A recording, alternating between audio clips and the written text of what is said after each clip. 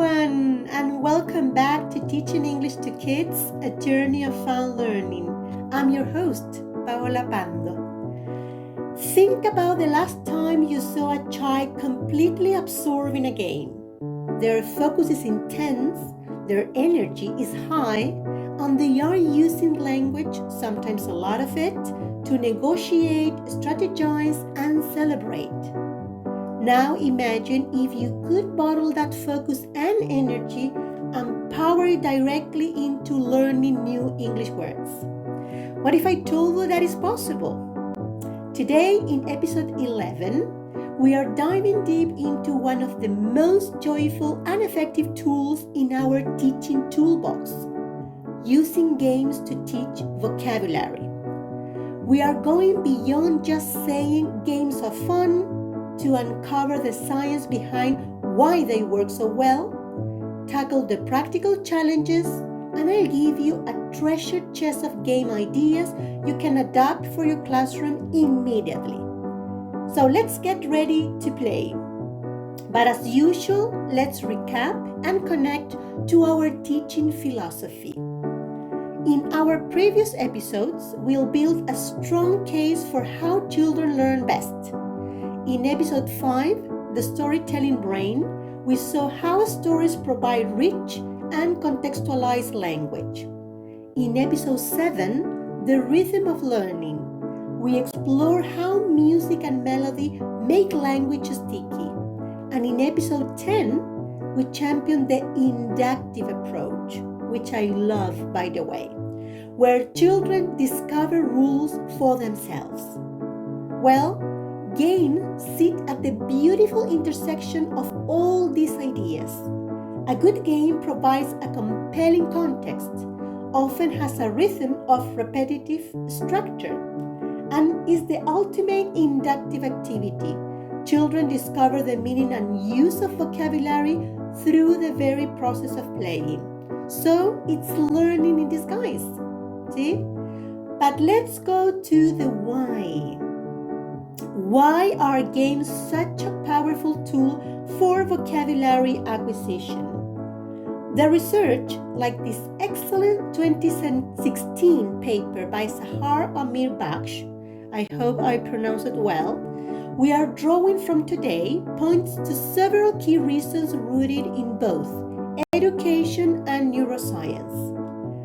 First, let's talk about the affective filter hypothesis from Stephen Krashen, which, we have mentioned several times before. Games create a joyful, low-anxiety environment. Children are having fun, what Krashen calls the affective filter, that mental barrier of stress and self-consciousness. And that affective filter lowers. This allows the target language to flow and be acquired more easily. So games decrease nervousness and shyness, making students more willing to take risks. That doesn't happen in adolescents and adults. I think you have tried, and they normally have a very high affective filter. Second, games are engines for comprehensible input and output. During a game, students are bombarded with language they need to understand to play, so listening and reading. And they are pushed to produce language to participate, so speaking and sometimes writing. So this is the magic combination for acquisition.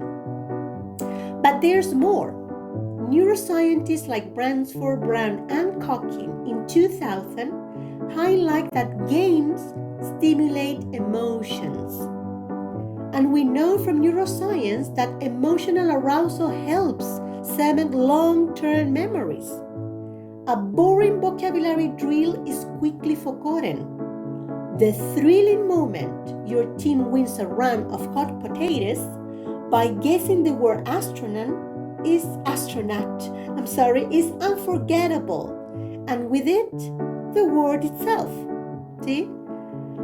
Finally, games cater to the very nature of young learners. As the article we mentioned states, children have short attention spans, learn indirectly, and are often physical and imaginative. Games are the perfect match. See, they are chunked into short bursts, they teach through action and discovery, and they get children moving and collaborating. So what about the how? The theory is solid, but how this actually works in the classroom? So let's get practical with a few game ideas from the research and how you can implement them in your classrooms. The first one, we mentioned that hot potatoes, a guessing game. How it works? You divide the class into two teams. One member from each team sits in a hot seat. He or she is facing their team with the board behind them. So you write a vocabulary word, or also you can use some phrases or little sentences. I don't know, giraffe or something that you were working before on the board. Their teammates have 1 minute to give clues. It's a tall animal, it has long neck, for example, in the case of the giraffe. So the person in the hot seat can guess the word. This is a fantastic for practicing definitions, synonyms, and simple sentences. It forces the students to use the language they already have to describe the new word, creating a rich web of connection in their brains. So what is number 2? Vocabulary Pictionary. How it works? Classic but bold. See, teams take turns sending one artist to the board.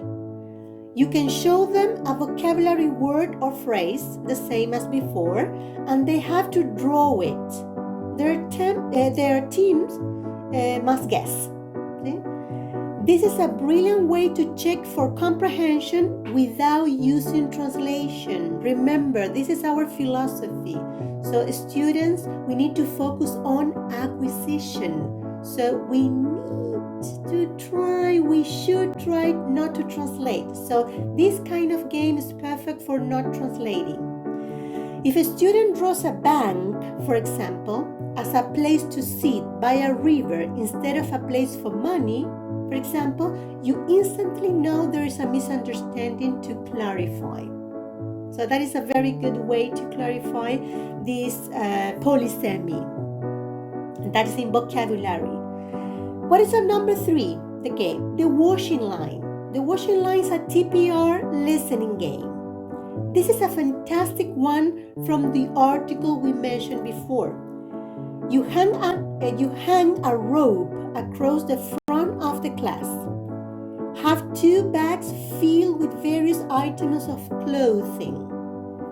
You call out, "Could you bring me a blue sock?" So one representative from each team races to find the item and hand it on the line. Of course, you can change this game according to the vocabulary you want to teach. So you can use cards maybe if you don't have the items of the vocabulary you are teaching, of course. This is total physical response at its best. It combines listening comprehension, vocabulary recall, and physical movement, making it perfect for kinesthetic learners and burning off excess of energy. And the last game we are going to mention in this podcast is Memory Challenge. How it works? After learning a set of vocabulary, for example, animals, you can put students in small groups. Give them 3 minutes to write down every word they can remember from the topic. So the group with the most correct words wins. If you have different levels of students, we have mentioned before that you can have slow learners or fast learners. Maybe you can modify this game, and instead of writing, that could be too challenging, you can use classify in a word bank, for example. What are the words we work and what words we didn't work? See, so you can use it. Other strategies for slow learners, and for fast learners, maybe you can invite them to not just write the list, but also use those words in a sentence. See, remember that it's possible to have different groups working in different abilities or different levels of difficulty in classes. This is a powerful metacognitive exercise. See, this memory game. It teaches the students to actively recall vocabulary, which is a much stronger memory exercise than passive recognition. Okay? That's you normally do. So now I can hear some of you thinking, this sounds great, but my classroom will get too loud, or maybe they'll just speak in their native language, and these are valid concerns. And the article I read, and I'm telling you today, addresses them directly. So in the first challenge, for example, noise and chaos, this is about classroom management, not the game itself. You can have a noisy classroom even with a very passive activity. So what you have to do is to establish clear rules before you start the game and give clear explanations. You can use a signal for quiet, for example, like a chime or a countdown. You can keep groups very small, no more than 5. And in this case, you can keep the order in your classroom. See, classroom management, you can use different strategies. And this is not just for the game, it's for any kind of activity you propose to your children. In challenge 2, overuse of mother tongue. This is something that we face in our English classroom. They should respond in English. See, they should answer things in English. If a student asks a question in their L1, you should paraphrase it in English and answer. You can also build in an English-only rule for certain phases of the game to encourage practice. See? But also you can support students with visual support. So you can show the words, create some movements, that motion, English language teaching, so they can identify the word they have to use at that moment. So try to avoid translation and try to avoid the use of L1 in the classroom. What is the challenge 3? Short attention spans. That's another thing we face. This is actually an argument for games, not against them. So games are naturally engaging and time-bound. The key is to have a variety of games and to keep each round short and snappy. Okay? The goal is not a silent classroom, it's an engaged one. A hum of productive, language-filled activity is the sound of learning. Let's conclude. Using game isn't about filling time or just having fun, though the fun is a wonderful side effect. It's about employing a sophisticated teaching strategy that is backed by science and tailored to the developmental needs of young learners. It's about creating a classroom where vocabulary isn't memorized but lived, experienced, and remembered. Next week, I have told you that I create the content every week, but maybe we can extend this playful learning beyond the classroom walls. We'll talk about creating simple, effective learner centers. That's possible in your classroom that allow for continuous and different types of practices. As usual, guys, if this episode inspired you to try a new game, please share it with our community and on my social networks. See, I'm in LinkedIn, Instagram, and Facebook. You can find me just by my name, Paola Pando.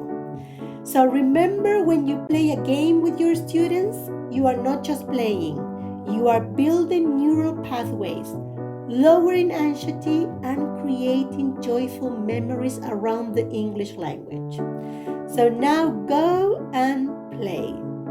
So thank you very much, guys, for tuning in. I hope to see you next week in our wonderful episode 12, and have a nice and beautiful rest of the week.